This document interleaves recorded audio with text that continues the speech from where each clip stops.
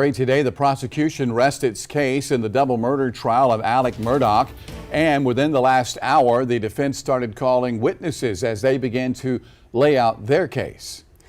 Today, jurors heard a detailed timeline of what investigators say happened the night Maggie and Paul Murdaugh were killed. News 19's Kaylin Hagwood was in the courtroom. She begins our team coverage with the latest on some blockbuster testimony today. Kaylin.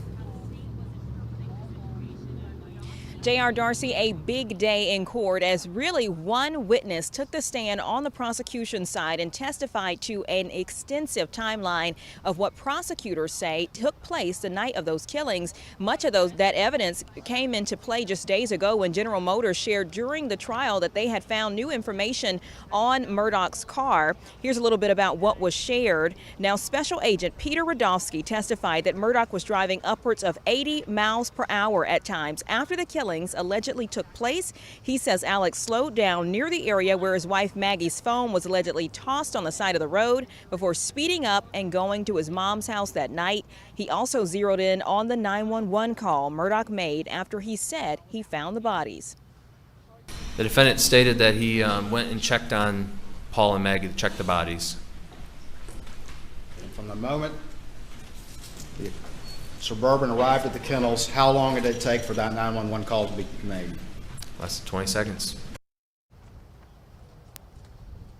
Well, prosecutors there, of course, suggesting Murdaugh could not have checked their bodies of his wife and son in just 20 seconds of arriving to the scene, despite telling officers he had done so. But the defense pushed back, playing a 20-second timer for jurors in the courtroom. Here's a bit of their questioning. That was 20 seconds. Would you agree?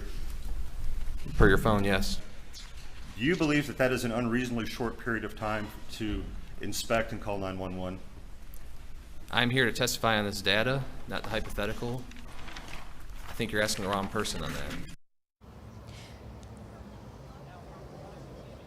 Well, the prosecution, as you mentioned, resting this afternoon, and the defense getting their opportunity to advocate on behalf of their client, bringing up their first two witnesses, one of them being the Colton County coroner, who says he was at that scene and talked about the timeline a little bit himself and how it may not have been so clear. Coming up on News 19 at 6, you'll hear what he had to say.